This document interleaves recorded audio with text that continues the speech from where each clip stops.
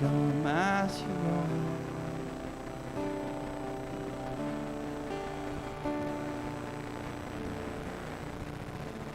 There's hope for the hopeless and all those who stray.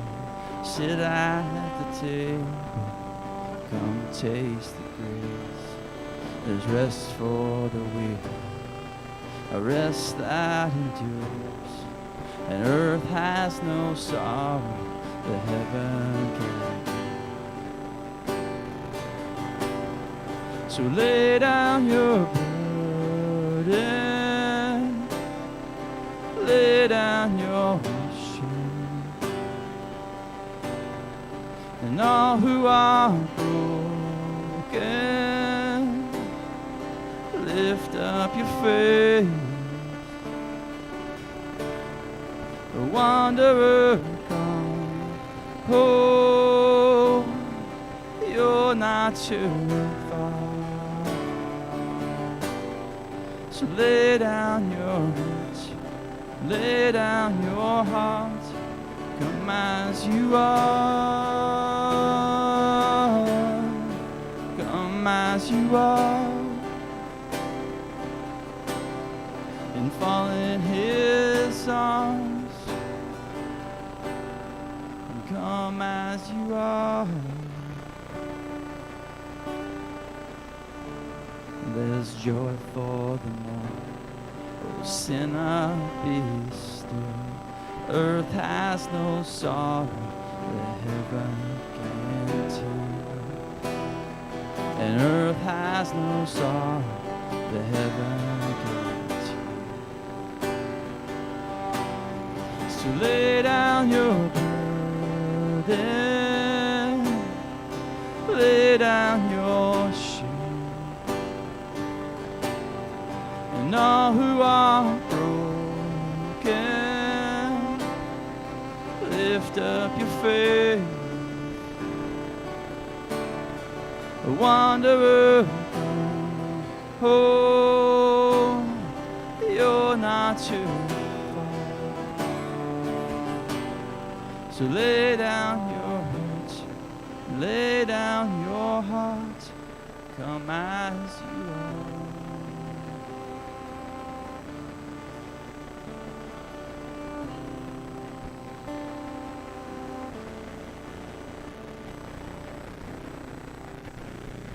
We thank you for a God who we can just truly come as we are, and are good, ugly, bad, however we come in here tonight, however we come in here today, that we can just walk in the confidence of knowing that we've got a God who just receives us and loves us and embraces us just as we are, and who's got a plan for us and a purpose for us. That even though maybe our plans might have changed, or we know your purpose never does, but we know that even though some things might not have gone the way that maybe I planned they would go in my life, or the way I tried to work them out of my life, I can still rest in the confidence of the fact that your purpose has never changed. That you've still got good purposes. You've still got a good plan. You've still got a good future for me. So Lord, we come in here just with that sense of just confidence and encouragement. And again, knowing that we've got a God who not only is with us, but truly is for us. So Jesus, we thank you. We worship you. In Jesus' name. Well, welcome to Radiant Church on this New Year's Eve day, right? You guys excited? You guys, how many big New Year's Eve fans? Like you stay up to watch the ball drop. Anyone stay up to watch the ball drop? Right? How many of you stay up to watch the Pacific time ball drop? Yeah. Whoa! We got one wild and crazy gal in the back there. Yes, way to go. Yeah. Yeah, so it is New Year's, and so I'm happy to be the first to just say Happy New Year's to you guys. And, glad you're here, especially if it's your first time here. I think you picked a great night to be here. Hopefully when you came in, you received a program. Inside that program, you're going to find an orange connection card, and do encourage you take a moment to fill that out sometime tonight and drop it in the offering bucket there in the back on your way out tonight. And it's just a way for us to know how to be praying for you, as well as we'd love to be able to send you just a small gift as our way of just saying thank you for being with us tonight. So with that, we do have a couple things kind of coming up on the calendar that I want to keep you aware of. One is starting next weekend. We're kicking off a brand new series called Uphill Habits, and going to be kind of looking at some of those spiritual habits, those spiritual disciplines that I believe that if we really embrace and take hold of, will really help us to not just experience another year, but truly a new year in 2018. And then to kind of help in kicking that off, we're also going to be starting with our 21 days of prayer and fasting. And that starts on January 8th. You're going to be hearing a whole lot more about that, because here's what I believe, here's what I know, is that to experience truly our best year coming up, I believe to experience a new year truly, it starts with having our best year spiritually. It starts with really, taking those steps, some of those things we've been holding back on or maybe been pausing, and really stepping into some of those spiritual disciplines, those spiritual commitments, and really surrendering our life in new ways to God over this next year. And one of the ways we do that is through prayer and fasting. And I know for some of you are like, man, I don't get this whole fasting. I just now started getting back into church, and now you're talking about fasting. What's the whole deal? And really, it's this whole idea of sort of the principle of first fruits. And we're going to be unpacking this in the weeks to come, so I'm not going to go into great detail of this, but it's this whole idea that we believe if you give the first part of your life, in any area of your life, God has a way of just blessing the rest, right? I mean, think about it. In your finances, if you give God the first 10%, he has a way of blessing the rest. When it comes to our week, our everyday week in life and in work, if you give God that first day of the week, he has a way of blessing the rest.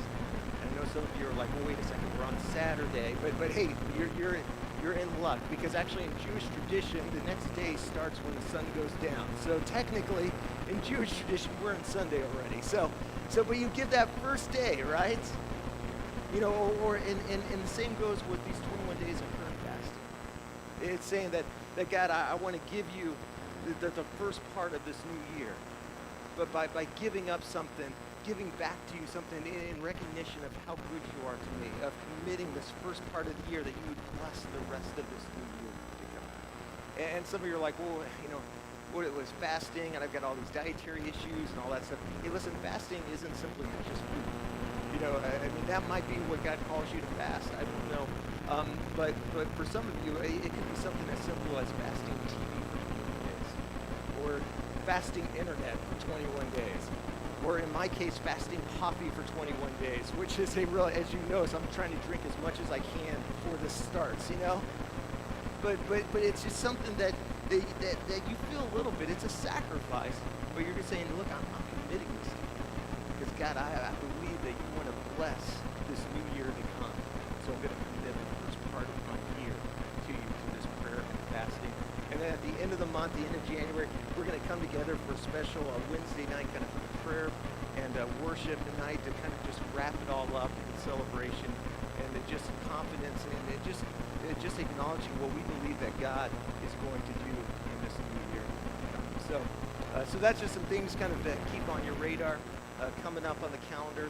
And with that, we're going to go ahead and dismiss our kids and get them off to their classes. So we're going to pray for our kids and get them off to class. Father, we thank you for our kids. Thank you for the blessing they bring to our lives. I just pray they have an amazing time in their classes tonight. Be with them, encourage them, be with the teachers, Lord, speak through them. As Father, we just thank you for the blessing and joy they bring to our lives. In Jesus' name, amen. Give it up for our kids. They head back to their classes. And the rest of you, why don't you stand up, find 2 or 3 people, and let them know how glad you are they're with us tonight.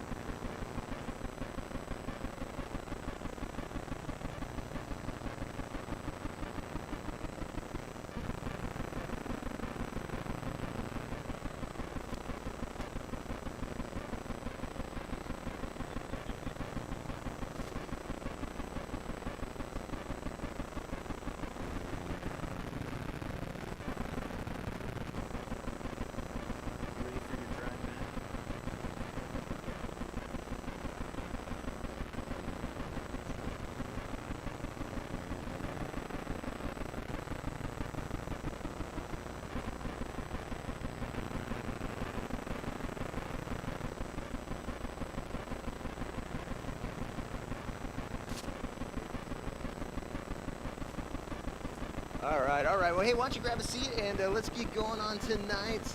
Again, it is a New Year's weekend, and New Year's weekend is definitely, it's one of my favorite times of the year because it's a time of the year that holds so much promise for us, right? I mean, it holds a lot of hope. There's just this promise of something new.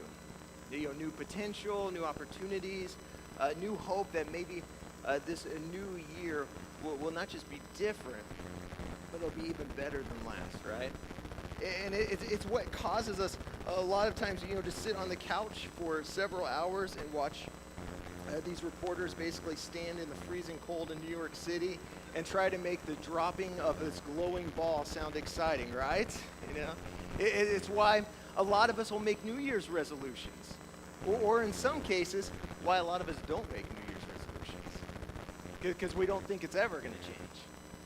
We don't hold out a lot of hope or a lot of belief that anything's going to be different, that this new year, we tend to believe it's just going to be another year with just another set of problems and issues and struggles, just like we had last year. And in some ways, I really can't fault people who kind of decide to not do resolutions, right?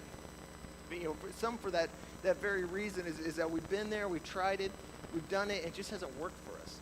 And in fact, I saw a stat that says that 80% of all New Year's resolutions, they fail by Valentine's Day. Fail by Valentine's Day. So you got like 6 weeks, right? 6 weeks of doing good. And oftentimes they fail, and as a result, it can be really easy to become pretty cynical of resolutions, be cynical of even going into the new year again, that anything will be different, anything will be really unique about this new year than it was last year.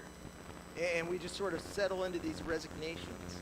These resignations, instead of resolutions, we just resign ourselves to the fact I'll never get any better, nothing will ever change, nothing will ever be unique, nothing will ever be different than it was the year before. Or, for some of us, maybe we still do resolutions, but we just set the bar a little bit lower, right? In fact, I saw this one guy, this was his resolutions for the past 3 years to kind of get back into better shape. And in 2016, his resolution was, starting off, says, I'm going to work out for 5 days a week. It's like, that's pretty good. And we've been there, right? I mean, you watch a Rocky movie marathon, and like all of a sudden you're inspired, like, I'm going to start working out. I'm going to tackle this thing. Well, of course, it comes a few weeks into it, and of course, even before Valentine's Day, his New Year's resolution shot. He doesn't ever make it to the gym, just sort of drives by the gym all the time feeling guilty. And so 2017 rolls around, and his resolution is a little bit less than that. He says, I'm going to work out 3 days a week. I can do 3 days a week, like 30 minutes a day, 3 days a week, that's doable. And so he sets out, and of course, and sure enough, come Valentine's Day, the resolution falls flat. And so now his resolution for 2018 is this: I'm going to drive by the gym at least once a week. I'm going to drive by the gym once a week. Talk about lowering the bar of resolutions, right? Or how about the area of finances? 2016, this is my year. I'm going to save 20% of all I make. Only for 2016 to come and go, and you realize that you spent 20% more of what you made, right? So 2017, it's like, I'm going to save 10% of all I make. And sure enough, come Valentine's Day, it kind of falls flat again, and then it leaves you at 2018 going, I'm going to save 5% of all the receipts of all I spend, right? See, and I share all that because here's what I believe, is I think the biggest challenge in your life and mine, the biggest challenge to our New Year's resolutions are last year's resignations. The biggest challenge to our New Year's resolutions are last year's resignations. We're resigning ourselves, getting stuck in that place of thinking, I'll never, I can't, I won't, nothing's ever going to be different. And as a result, we can find ourselves sort of stuck in the same old patterns, the same old results, the same old defeats, year in and year out. And that's really what I want to kind of talk about tonight and see, talk about how can we get out of that rut? How can we get out of that pattern? How can we get out of that place of just feeling stuck? Of just feeling like we're settling in a spot. And to do that, we're going to share, I'm going to talk about a kind of a holiday road trip in the Bible that probably most of you have never heard about before. In fact, now I'll say this, you've probably heard of some of the characters in this story, But the main story, the main part of this story, the main part of this road trip, you've probably never heard of. And it's found at the end of Genesis chapter 11, going into Genesis 12. And it's a story of this road trip of this dad named Terah. And Terah is leading his family on this family road trip to Canaan, the promised land that ultimately his son Abraham, who you would recognize, is ultimately going to fulfill. And so let's just kind of read this passage and kind of catch up with this story. Genesis chapter 11, verse 31, it says, one day Terah took his son Abram, his daughter-in-law Sarah, and his grandson Lot, and moved away from Ur of the Chaldeans. So he loads up the family station wagon, right? You can just picture it. He's got the kids, he's got the family, he's got the wife, he's got them all in there. And it continues on, Genesis 11, 31 through 32. It says he was headed for the land of Canaan. Again, this is that biblical promised land that Abraham would ultimately be called to. But first, Terah is the one leading this road trip. And it says they stopped at Haran. They stopped at Haran. So they're on this road trip. They're going, they're moving, they're making good time, and they stopped at Haran because he had kids, right? If you've ever been on a family road trip with kids, you know you're going to be making more than a few stops, right? And so they make this stop, and it goes on to say, that they actually settled there.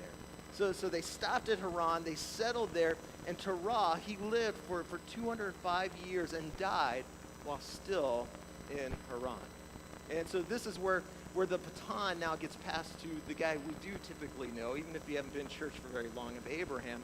And the baton of this trip gets passed on to Abram, who will eventually be renamed Abraham. Genesis 12:1 says, the Lord said to Abram, leave your native country, your relatives, and your father's family, and go to the land that I will show you.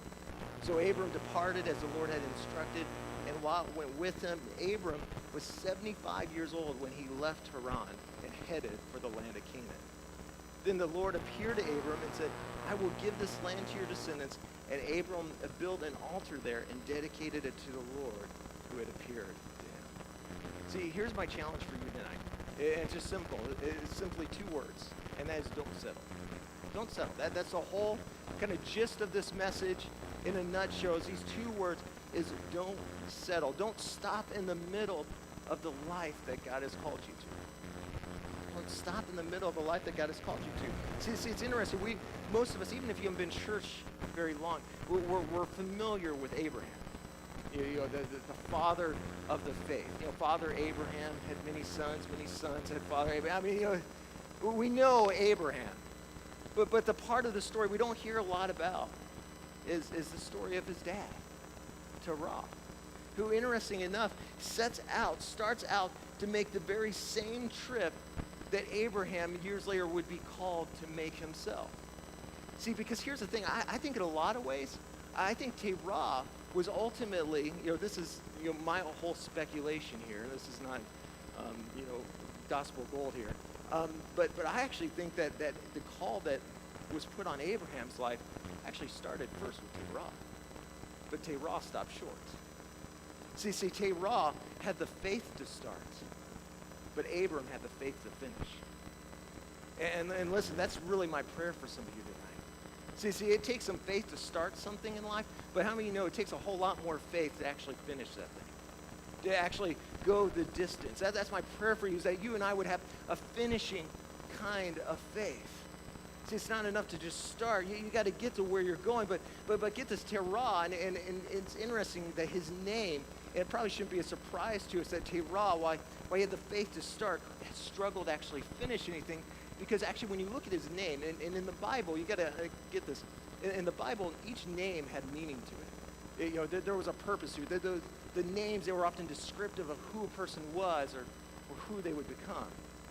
And so Terah, his name literally meant delay or stop on a journey. Delay or stop on a journey. I like that name. So, in other words, he was the guy on any family road trip that, again, had to stop at every single rest area, every single gas station, needed to get the box of Raisinets, needed to refill the Big Gulp, needed to stop to go to the bathroom constantly. I mean, he was that guy. That's who Terah was. He was the stopping guy. He was the gas station guy. He was the rest area guy. This was his tendency. He was a guy who oftentimes would start things but failed to finish.